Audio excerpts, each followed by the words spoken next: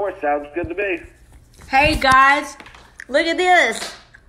Ryan O'Connor, I got him to quit gaming long enough to talk. Hey, I know.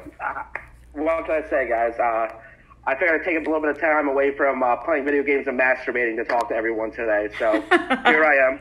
Thank you for taking your time away from masturbating to watch this. So thank you, everyone. So tell the people, comics are they're the litmus test of sanity, Yeah, I would completely agree with that. I think that comics, because we also come, because you being a veteran and having PTSD and all that stuff, and coming from someone that has anxiety, depression, ADHD, I just got notice on the autism spectrum, so I'm basically like the Long Island iced tea of mental illness, so that's fun. Since we have that pain, we've always used humor to get us out of that. We kind of see the world a little bit differently, and we're able to see those things that normal people don't normally see, and we're able to make light of that, especially with how crazy everything is right now. We need as much laughter as we can do. Yes. I don't know why they don't consider it to be essential. I mean, it's essential in the sense that, we're still doing what we're doing. I see a lot of people doing, roast on Instagram Live. So, comedians are still doing their things, and, it's affecting me in a lot of ways because I'm also a server as my 9-to-5, quote, 9-to-5 job. So I'm out of that. I just booked an open mic night hosting gig in Manayunk, but unfortunately that restaurant's closed down now indefinitely. So it's one of those things I was just starting to make some traction, got a bunch of new materials ready to try, and you know how it is when you don't get to do those mics, you get a little bit rusty. It's like when you're working out every day and all of a sudden you stop for a month and then you have to start working out again. You get a little bit wheezy, a little bit winded, a little bit out of your comfort zone. But, it's definitely trying. It's definitely tough times. But again, finding that laughter and finding that sense of humor is what makes it all better. You were mentioning earlier for the people that weren't here before. She was mentioning that my voice is muffled and it's because I need to shave my beard. I said this is what every man looks like right now, but if I tilt my head to the side, that's what every woman's vagina looks like right now. So you see, that's literally what we're both working on. See, again, it's finding that humor in things. And I'm wearing a flannel shirt. I look like the brawny man 2 months after his wife left him and took the kids too. It's finding that humor, that self-deprecation, just being able to laugh and find a way to laugh and sharing that with people. It's very important. You got good jokes. How long you been doing this? More than 10 years? Oh, no, actually, I've only been doing it about a year and a half. What the hell? Who taught you how to be... I'm 33. I'm a bit of a late bloomer. I got out of...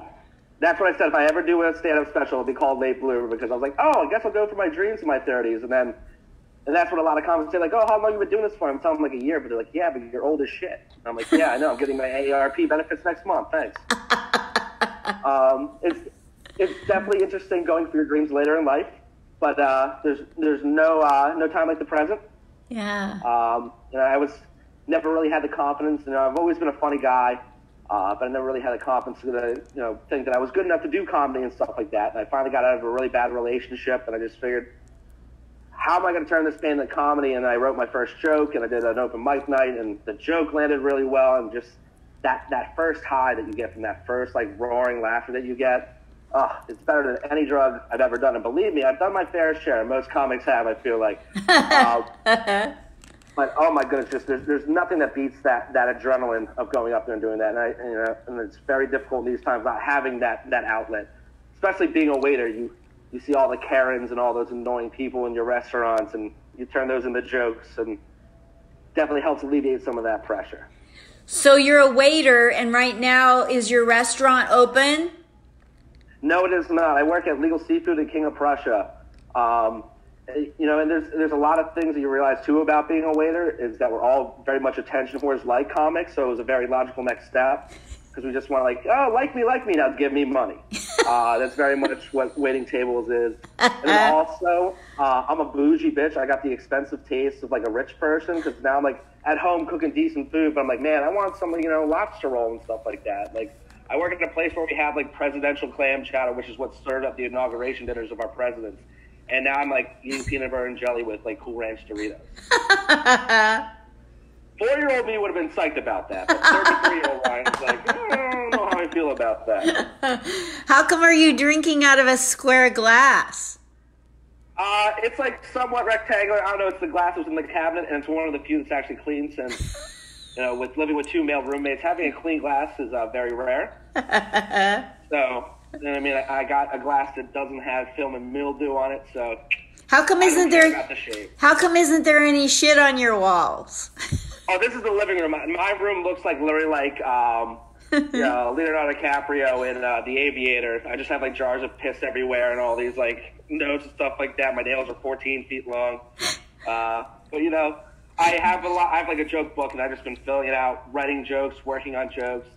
And, again, like the first week, it's taken me, about a week or two into this. Now I'm like a month into not having a job. And I've really started to figure, okay, now I all those things are making me sad. How do I make those funny? Those things that annoy me. Like, for instance, I said that, after all this is done, someone needs to register Hulu as a sex offender since it doesn't know what consent is. If you ever fall asleep while watching Hulu, you'll be on episode 1, season 1. You fall asleep, you'll be on like season 4, episode 13 of a different show. It has nothing to do with the show you're watching. All of a sudden, you're watching, like, It's Always Sunny in Philadelphia, you're laughing, and then you wake up the next morning to A Handmaid's Tale and a woman being forcefully impregnated. It's not a good way to wake up to rape. It's not a good way to start your day. It's no cup of Folgers, that's for sure. It makes you want to throw out your memory pillows. I know, you just wake up, you're like, oh, well, that put a sour taste in my mouth.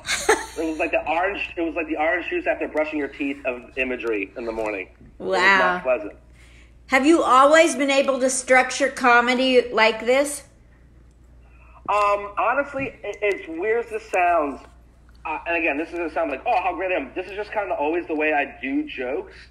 I've always just been a very storytelling and very off-the-fly kind of guy. And I really got to give credit to my parents on that, because my dad's just one of those guys that's just endlessly funny. And my mom's the kind of woman that'll make best friends with the lady in the grocery line before we even reach checkout. So I was always encouraged to be very friendly and outgoing. I did a lot of musical theater. My parents really are very supportive about doing the things. When I told them a year and a half ago to do it, my mom was at my first show, and I was like, Mom, we'll be talking about getting my butthole licked. Like, are you sure you want to be here for this? And God bless her, she was there for it. Yes, I'm sure on the inside, she cringed. And, of course, I know at the end that she liked it, but she definitely had some notes. Like, hey, why don't you talk about this? Why don't we talk about that? I'm like, okay, Mom. I send videos to my sister, and she writes back, I sure like Ellen DeGeneres. Like, okay. I like what she does. And like, well, I'm doing what I do. And especially because your family, like, doesn't think you're that funny. Like, they're like, oh, I'm used to this. Whereas, like, other people see you and they're funny. And so, like, when I was telling, like, my niece is 9. I love her to death, but she is a sassy one. I told her I was doing comedy. She's like, well, Uncle Ryan, you're not funny. Yeah, it's like, all right, well, remember that when Christmas time's, you little bitch. That's what's going to happen. Don't forget, Uncle Ryan gets you the best shit. My great nieces and nephews think I am so funny. They just love me. But the adults, like, they want to stay away. Oh, that's adorable. I mean, the little ones definitely, especially the holiday times, it definitely pump things up for you. And, that was hard not being there for Easter. And my sister actually just had her son about a couple months ago, so I haven't been able to meet my nephew yet. And I was just like, man, I can't wait till this is all done so I can go see them and, see all the family and all that stuff. But, I mean, it's definitely interesting when getting back to, like, the joke structures. It's just, I feel like I've watched so much comedy growing up and not even realizing it. It's just, like, my love of film, too. I always joke around that I went to the Blockbuster University of Film because I just, like, rented movies and just watched stand-up specials. Because, when I was a little kid, my dad was all about George Carlin. And yeah. That guy, he was, as great as, I honestly would describe him as, like, a prophet in a lot of sense. Him and, like, Pryor was that first one that I saw that showed, like, you could turn utter pain, talking about this father beating him, and turn it into some of the funniest things you've ever seen. And I remember seeing that when I was like 10, 11, thinking like, wow, that's amazing that you can do that. And, I got beat up a lot when I was younger, and I learned faster that the funnier it was, the less I got beat up. And kept going and going and going, and funnier I got, the less I got, my clothes thrown in the shower during the gym class. And, you know, at the same time, like, it's a lot of confidence too. Like, I wish I had the confidence that I do now back when I was 20, because, you know what I mean, it's 90% of it is confidence. You know, going out on stage and not being afraid to be yourself and not be afraid to bomb. I remember when I first started, I was, oh God, what happens when I bomb? What happens when I bomb? And the first time I bombed, a comedian came up to me and gave me a hug and went, congratulations, you're a fucking comedian. Wow. You know, like, you're not a comedian until you fail. I mean, you get some good advice and some bad advice from comedians. You know what I mean? Some people are like, oh, well, you have to do whatever's popular. But, you know, for me, it's just like, I got to do what I am. Because you can always tell when someone's going on stage trying to be John Mulaney, or you see someone's trying to be Dave Chappelle on stage. So annoying. Not who they are authentically. Yes, authentic. That's it. Yes. I was doing comedy. I've done it for 6 years. And a year ago, this Philadelphia comic, Paul Lyons, said, after my set, he said, have you ever thought about being authentic? And I cried for 2 weeks. And then I went back through all my material, Ryan, and I thought, you know what? I'm putting stuff in my set because I think it'll get a laugh. And none of it... low-hanging fruit, if you will. Yeah, and nothing was in there because I really felt that way or really, you know, like I had a whole bit about phone sex and speed dial and he finished too soon. And like, I'm not a phone sex person. Why was I doing it? It wasn't authentic. Yeah. You know, just anything for a laugh, you know. When I got authentic, that's when... a lot of that, too, is like, again... Yeah, a lot of that stuff, yeah, it's like a funny joke. It's like making, like, anyone can make a fart or poop joke. Like, there's, you know, you'll giggle at them, but the jokes that really last with you are the ones that you get that sense of the comedian's point of view. Yeah. I mean, and it's always those things that are embarrassing to you, that are things that you wouldn't tell your therapist on a good day. Those are the things that are the funniest. You know what I mean? Like, you have to find a way to not be afraid to, because especially these times, you got to be careful with what you say, because it used to be open mic nights were like a safe spot, but you know, comedians could test out the materials. Now you say one wrong thing, it can ruin your whole life. So you have to kind of watch that a little bit, but at the same time, you have to find a way to be you and to be authentic, and honestly, just be consistently doing mics and writing. And as much as I hate my writing time, every time I'm done, it's like when I go to the gym, I don't want to do it, I don't want to put on my pants, and after I'm done, I'm like, all right, why don't I do that every time? That's so amazing. And then the next day, I'm still working 14 hours. But, you know, again, the authenticity is real difficult, because you want people to be like, oh, I want to see the best version of you. Everyone's like trying to play their greatest hits album versus you got to have played some of the B-sides.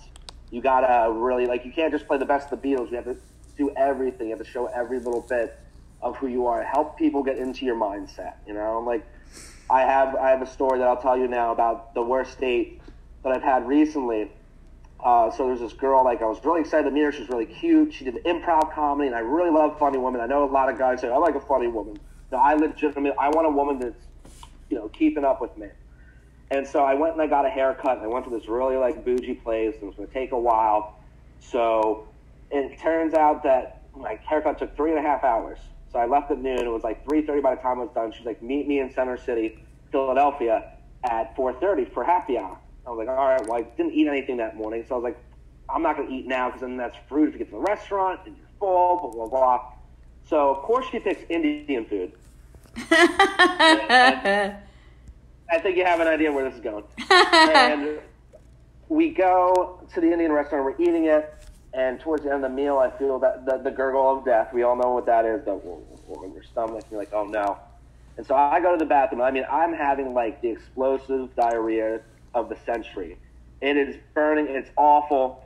And this is 100% true. And I will not say the girl's name, but believe me, she will verify.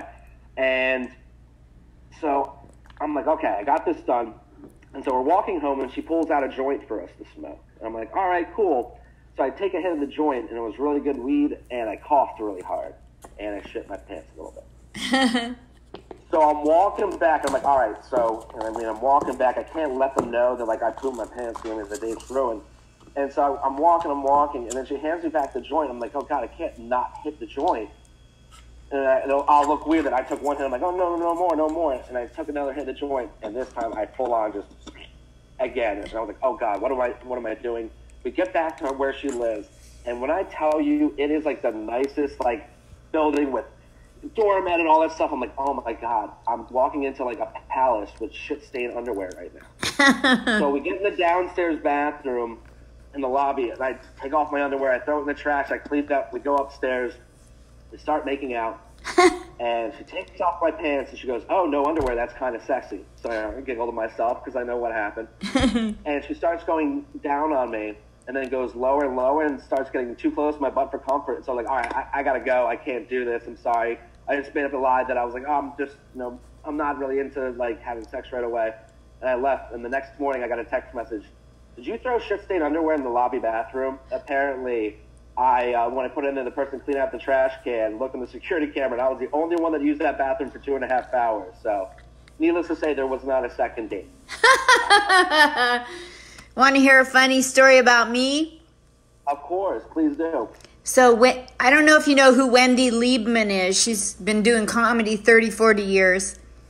Mm-hmm. And I love her comedy because it plays on words, it's smart comedy. Yeah, that's mm-hmm.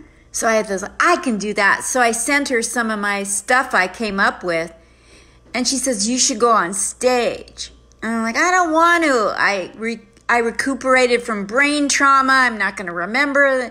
I had excuses, like this many excuses, So I said, okay. She said, your stuff's funny. So, okay, so I went on stage, and then she was going to be in Vegas. I was living in Cali. And so I feel like bugs are crawling on me. It's an after effect of flooding your apartment with cockroaches. Anyway, so I found out she was going to be in Vegas. So I bought front row tickets and told her. And I have brand new teeth. They come out at night. And so I go to her concert. But when you go through, I'm sure the guys love that. Yeah, it's a real superpower. And so when you go to Vegas to one of them big shows at Bellagio, you have to, or some on the Strip, you have to go from casino to casino, and everybody has a different temperature, and so you have to bring layers and take them off and put them on. And I was exhausted by the time I got done with the show. I went to the bathroom and I took off layers and redid my makeup, and my teeth hurt, so I put them in my purse with my sweaters, and then I got done, and I go out the door and I started flirting with this security guard. He was cute. Uh-huh. He deserved it. Yeah, he's totally available. And so I'm flirting with him, and I leave, and I hear something running up behind me and tapping me on the shoulder, and it was him, and he says, lady, your dentures are on the back of your sweater. Oh, no. Oh, no. This is what I do without even trying when I'm not flooding my apartment. I would have just said to him, hey, listen, you want to guard my VIP section? I mean, you should have just played it off. You should have just went straight into it. Like, sometimes you just got to push through that awkwardness and be even more awkward. I mean, have some fun with it. I'm gonna. If you just beat a joke sometimes a little too hard, or you'll just like, all right, whatever. I forgot whatever happened. Yeah, I should go back and see if I can find him. I mean, you should have been like, yeah, the teeth are out. That's just so you would. It's like the Cinderella slipper, but with the dentures. You know what I mean? It's kind of romantic. So you're in Philly? Yes, I'm in Philadelphia, and I live in Manayunk. Which is basically like a little like suburban town city, like it's at the very edge. It's like the tip of Philly. A lot of people are like, it's not the city, but I pay city taxes, so fuck you guys. Yeah, it's what I like about it is it's a little bit more quiet, but I can hop on the train and be in Center City. There's an open mic night right down the street from me on Tuesday nights that they go to at the Grape Room, which is really easy to get into because I try to go to Helium. And as you know, when you were down in Philly, getting it on the stage at Helium was very difficult. Again, you can go as many times as you want. And, you get on once in a blue moon, but when you spend all your time waiting to see if you get in, by the time you try to get to the other open mic nights, even though that might be a better open mic night, I'll rather go just somewhere where I can just get my flow going and test out jokes and see, is my timing off? Is my wordage right? That's the things I would say that you didn't know about comedy getting into was how just syllables of words, just using a puff sound or making the funniest word be the last word in your joke so it really like punches through and things like that. And the other thing too is just it's really just about, like we were talking earlier, just authenticity and just having fun with it. A lot of my problem too is when I was doing open mic nights, it was like I was performing at Madison Square Garden. I'm like, if I fuck this up, I'm never gonna do anything with my life. And I'm just like, dude, just relax and have fun with it. Yes. You know, like have a good time and make those connections. See other comedians, and I mean, watching other comedians inspires me too. You know, watching people talk about really dark things and then collaborating with other creative minds. You know what I mean? It's like throwing a match on gasoline. It just ignites me, it gets me going, gets the juices flowing, and you know, it's honestly something that since I started doing, I don't see me ever not doing it. Yes. You know, I'll probably be like literally like in my deathbed still making jokes. In fact, I'll probably do something with my corpse to be funny. I can see me in the casket and I pop up and they think I'm dead and I pop up and go, one more joke. Just one more, all right, I know the lights are blinking, but I know you're flashing the lights to get off the stage, but I'm going to need just one more. I see the literal light. Well, so the shutdown has probably affected your pocketbook in some way. Unbelievably so. I was working in Illegal Seafood's like upscale, polished, casual dining, so it's like not quite fine dining, but it's, I mean, you're paying $30, $40 for a plate there. Wow. And, you know, I was making good money a week, and my unemployment, of course, unemployment's based off the year before, and that's not nearly what I was making that I'm making now, and not doing, you know, random shows and getting money. So it's definitely been tough, you know, and PA's having a lot of trouble with releasing the unemployment funds and all that stuff. And of course, the Trump check, as a lot of people are calling it, it's going to be like a couple months before I see that bad boy. So it's about, you know, just tightening the belt and just finding ways to be creative where it doesn't spend a lot of money. And thank God we're comedians because you're just like, oh, let me think of something really weird and go down that rabbit hole. Let me think of something really messed up and really pull that out. Like I was on Netflix and I was watching Titanic, and Rose, in my mind, is the most fucked up character in film history. Like, everyone knows she didn't share that raft with Jack. She's a bitch for that. We all know that. But you're telling me, so when that woman dies and she goes to heaven, she's reunited with Jack, right? The love of her life that she knew for 3 days. Meanwhile, who was she there with telling the story? Her granddaughter, which means she had a husband that fucking probably had to come up with her night terrors and hold her every night and make sure she was okay. She probably didn't get the fucker in the car anytime soon. She probably held out that pussy for months. Then on top of that, they were probably going around the Great Depression, and she had the Hope Diamond. She let her family starve. What a terrible person. She should have drank. Just saying. She's an awful person. Changed my mind, everybody. Yeah, I'm going to go watch on Screwed Titanic. I'm going to go watch Unsinkable Molly Brown. Oh. You don't know that one. That's before that. Unsinkable Molly. You could. What'd you say? That was the show Unsinkable Molly Brown. It's about a lady you couldn't sink. You know, like she just wouldn't give up. That kind of sink. Floats around. It was a good movie. It was a great movie in the 60s. Yeah. Had to be there. Too late. Had to be there. I'll say my dad was born in 1960, so I don't even know if my dad was there for that. So. Yeah, he might have been too young to watch it. There were scenes in the bedroom. He was a twinkle in him and his dad's eyes. What's the funniest thing that's inspired you in your comedy, or funniest person? Help. Honestly, it wasn't. It's as much as this is gonna like. It wasn't about being really funny people. It was honestly like going through that last breakup and betrayal. Long story short, I had a girl that I was dating, and she like ended things with me and like started dating my friend. Just kind of long story short. But I knew I couldn't trust her because like the first time we had sex, she kept going on and on about how big my dick was. So I knew she was a liar. So like I should have known from the back, like, oh, she's probably going to be fibbing with me. But it was that moment of just feeling so low, and it's always been, again, with any kind of mental illness. There's always up days and there's down days. you just have so many of those down days, or finally your brain has that little bit of like, you're just like, yo, fuck this. I need to get up. I need to do something. I would say that my dad inspires me in the fact that my dad put himself through like school, and his mother was an alcoholic, and he would like go home and have to clean her up and make dinner and take care of his siblings, and he did all that. And my dad's a very successful man, and he's a funny man, he's a generous man, and he's just an all-around amazing guy. If I'm half the man he is, you know what I mean, as cliche as that is, like, I'll be happy with that. Is he single? My dad, no, unfortunately not. Him and my mom are very much in love, which is why it makes sleeping over on holidays awkward, because they still bump uglies. Like, Papa Dukes and Mommy D are getting freaky. Okay, it was just a joke then. I mean, I could pass it along. I don't know what they're into. I mean, maybe they need to spice up their marriage. I don't know what they want to do. I mean... He's too young for me. The most awkward result of an interview that I'm like, oh, I did a comedy interview that didn't get me any exposure, but it got my dad a three-way. That's something. Do you have a what makes me think I can hold a camera still and interview you? What are the odds? Listen, I'm just going to pretend it's my rugged good looks that's making you tremble from the handsomeness. Or it could be the pasty whiteness could be getting to you. I'm really... borderline albino. I'm attracted to your ear headphones.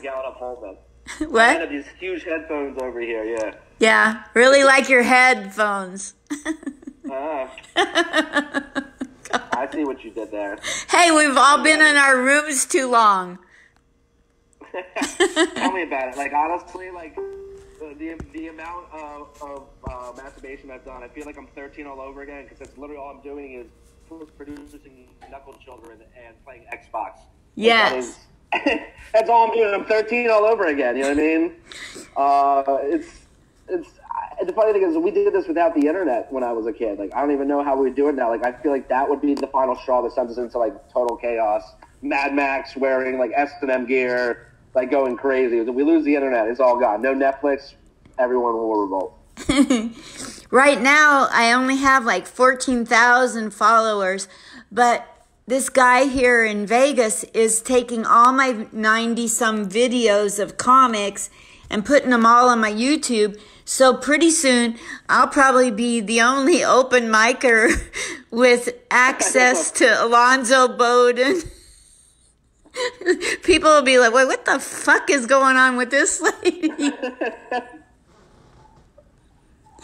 Oh, God. So pretty soon, you know, you're going to get a lot of traction out of this video. I hope so. Honestly, it's just more, it's not even so much that I want to be like, oh, I want to be famous. It's like, don't get me wrong, who wouldn't want to be rich and famous and everyone, you know, think their farts smell like fucking bacon? But, like, just, you know, more people to reach out to be like, hey, I thought you were funny. Let's collaborate, or let's do Joe. Like, for me, like, just, again, the collaboration's a lot of the fun. Like, I'm a people person, so me not being able to go and talk to people is, like, torture for me. Totally. I mean, my poor roommates have to deal with me talking the whole time. But I also cook them dinner sometimes, so fucking deal with it. When I moved here to Vegas, I had a roommate, Stephen Pearl, and I would hear him in his room just talking. And so when he's on stage, he used to travel with Robin Williams and Sam Kinison and write for them, and you know, he'd open for them. And he is a killer on stage because he's a killer in his bedroom, you know? Like, that's just who he is. Well, like, hopefully there's no bodies in the bedroom when you mean he's a killer in the bedroom.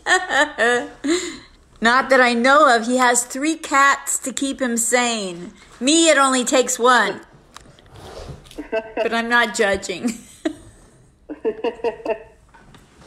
Us comics, we could banter all day about nothing. That we can. So I want to know if you're accepting cat. Okay, the last part you cut out a little bit. Okay. Let me see here. I want to know if you're accepting Cash App donations, Venmo, PayPal, anything like that. I mean, I do Venmo donations if they want to do it. I mean, I'll give that, but at the same time, guys, you're not obligated to. Like, I'll survive. But if someone sent me tacos, that'd be great. have you seen these delivery services that have strippers to deliver food to your door? I'm like, that's talking about making it the best of your situation. That is something pretty damn amazing. I can't believe that they do that. I mean, that also protect them. I just wanted to do, does it come with like bouncers too? Is there like a security guard that like box you up, like no touching? Like, is there a champagne room in my living room? How does that exactly work? Maybe a 6-foot dildo. Hey, listen, is that for me or for them? Because, like, listen, I'm not tipping if it's for me. You got to get me dinner if you want me to take that, all right? I need a diamond ring like you ladies get. So my Venmo is at Ryan-O'Connor. That's a capital O, CONNOR -68275. Yes, my name is Ryan Patrick O'Connor. I sound like a potato and bottle Jameson had a gangbang with a box of Lucky Charms. Sounds Irish. What are you going to do? You're fabulous. Is there anything you want to tell people about hanging in there and making it through the apocalyptic scenario? Yeah, right now it's really easy for, a lot of what I'm saying. Again, this is the real time of the community. Like, every comedian does this at the end of their special. Like, this is the real shit. I mean, we're all suffering right now. We're all poor. And I see a lot of people turning on each other because they might be Republican or they might be Democrat or this or that or, Trump this, Trump that. Again, I won't get too political other than Trump's a fucking idiot. But even if we disagree on politics, we should be able to still have a discussion. And just like if I'm wrong in life, I expect to be educated, not, yelled at. Like, I think that a lot of the problem is we forgot to have communication. And now, since we can't have physical interaction and communication is all we have to do our best to improve that and listen to hear someone and not listen just so we can talk next. I think we should just stay the fuck home when you can. I don't care what 5G towers are telling you to do. Like, just stay the fuck home. Wear a mask when you go out. Because one of my childhood friends' mother died actually from corona this past Sunday. Sorry. So it's real people. It's out there. No, it's she's at peace now, and it's a terrible thing. But we can only get through this if we get through it together. I know we're all panicked, but try to make someone in your house laugh today, and text your mom, text your dad, tell them you love them. Tell them you're sorry, you're a piece of shit, but they love you anyway. What if you live alone and your parents are dead? Hire a seance. I mean, that sounds like it's gonna be a little bit more complicated. I'm sure you could probably do, everything on there. You could Skype it through or whatever, Zoom it. I'm sure they have Zoom seances. That sounds like a thing. If it's not, we need to fucking get on that right now because we just made money for the apocalypse. You're amazing. What do you think that Anne Frank would have done if she had Facebook back then? She would have been like, "Oh, matzah again, LOL." God damn it. That's funny. That's the best answer.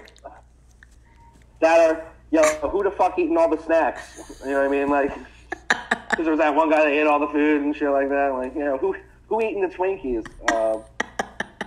I don't think Anne Frank would have done TikToks because it probably would have led the Nazis to her faster. I don't know. Maybe she'd been on Tinder trying to get some D. Oh my goodness, this is terrible. I'm talking about Anne Frank trying to get laid, but it's your fault because if you open the door, my ADD will be like, "All right, here we go." I mean, I say things that even my brain's like, "Whoa, we did not run that past me, mouth." And just like, "Well, we're here now. Gotta make the best of it." A month ago, nobody would have thought Anne Frank was no big deal to laugh about, but now it's like, yeah, that Yeah. Oh, this ain't anything, and like it's crazy when you see things, and like we're in the middle of also living one of those life things, like. I mean, like when Kennedy was assassinated, 9/11, the housing market crash. We're living through all these like really changing things right now. We all just need to try to not be like assholes. Like, what I mean? The world's got plenty of assholes. We don't need another one. That's right. We're running low on toilet paper anyway. Thank you so very much for all your time, and you're a guru. You had more insights than I feel like you should end with namaste or something.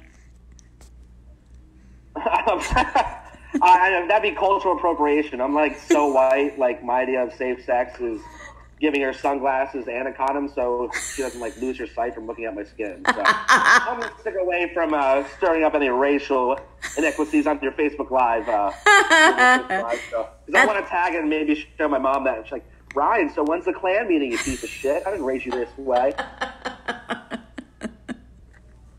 Thank you so much. I appreciate it, and I love you to pieces.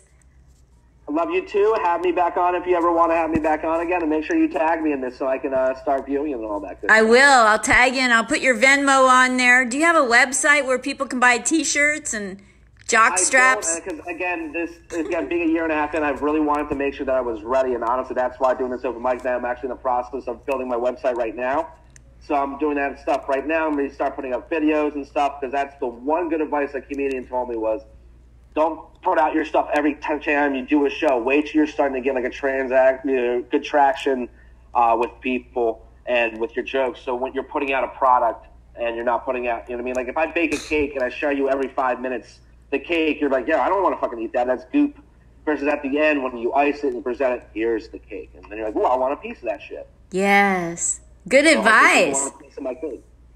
Thank you. Thank you so much. I'll catch you later, and I will get back to you to redo you because you are fun.